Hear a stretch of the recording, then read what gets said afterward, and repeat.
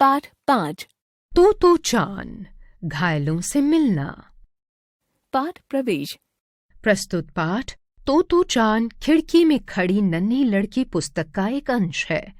ये पुस्तक मूल रूप से जापानी भाषा में लिखी गई है। इस पुस्तक में तोतो चान के स्कूली दिनों के प्रारंभिक अनुभवों को बहुत ही सुंदर ढंग से संजोया गया है। प्रस्तुत पाठ में हम तोतो चान के आत्मविश्वास के बारे में पढ़ेंगे। तोतो चान अपने जीवन में पहली बार घायल सैनिकों के एक अस्पताल में शहर के 30 प्राथमिक स्कूलों के बच्चों के साथ गई थी। वो किसी से भी परिचित नहीं थी।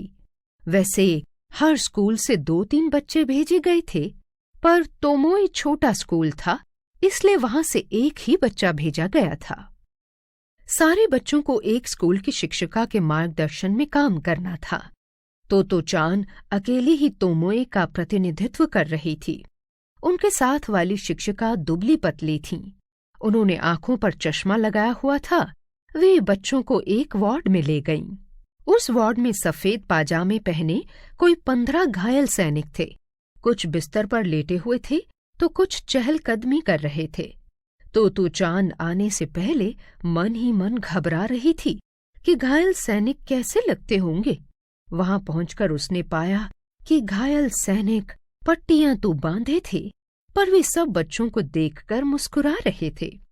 उन्होंने हाथ हिलाकर बच्चों का स्वागत भी किया। उन्हें यूं प्रसन्नचित्त देखकर तोतो चान को बड़ी तसल्ली हुई। शिक्षिका ने बच्चों को वार्ड के बीचों बीच खड़ा किया और सैनिकों को संबोधित करते हुए कहा, हम सब आप लोगों से मिलने के लिए आए हैं। इस पर बच्चों ने झुककर सैनिकों को नमस्कार किया। शिक्षिका आगे बोली, आज मई की 5वीं तारीख है, यानी लड़कों का दिन है। हम आपके लिए इस दिन का ही गीत गाएंगे। तब उन्होंने अपने हाथ किसी संगीत निर्देशक की तरह उठाए।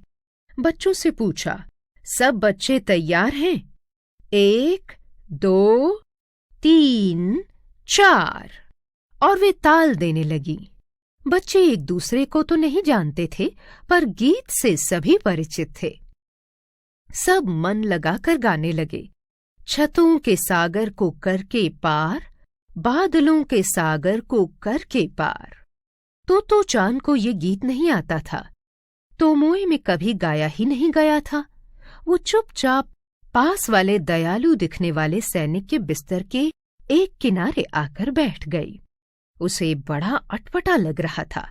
गीत खत्म हुआ ही था कि शिक्षिका ने फिर कहा, अब हम गुड़ियों के त्योहार वाला गीत गाएंगे। ये गीत भी सब बच्चों ने मिलकर गाया।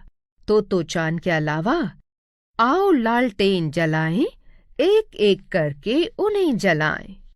तोतो चान चुप रहने के अलावा क्या कर सकती थी। जब वे गा चुके तो सैनिकों ने तालियां बजाईं। शिक्षिका ने मुस्कुरा कर कहा, तो अब टट्टू और घोड़ी वाला गीत हो जाए। 1, 2, 3, 4। और वे फिर ताल देने लगी। तोतो चान ये गीत भी नहीं जानती थी। गीत खत्म हुआ। जिस सैनिक के बिस्तर के किनारे आकर वो बैठी थी, उस सैनिक ने तोतो चान के सिर पर हाथ फिराया और पूछा, तुमने कुछ क्यों नहीं गाया? तोतो चान को बड़ा अफसोस हुआ। आई तो वो सैनिकों का मनोरंजन करने के लिए थी, लेकिन वो उनके लिए एक गीत तक नहीं गा पाई। अतः वो खड़ी हुई और बिस्तर से दूर हटकर पूरा साहस जुटाकर बोली, ठीक है, जो गीत मैं जानती हूँ वही आपको सुना देती हूँ। अब वह होने जा रहा था जो शिक्षिका की योजना के मुताबिक नहीं था। वे अस्थिर हो उठी। क्या गाने वाली हो तुम? उन्होंने पूछा। पर तब तक तोतो चान एक गहरी सांस खींचकर गाने लगी थी। उन्हें चुप रह जाना पड़ा, क्योंकि तोतो चान तोमोई का प्रतिनिधित्व कर रही थी।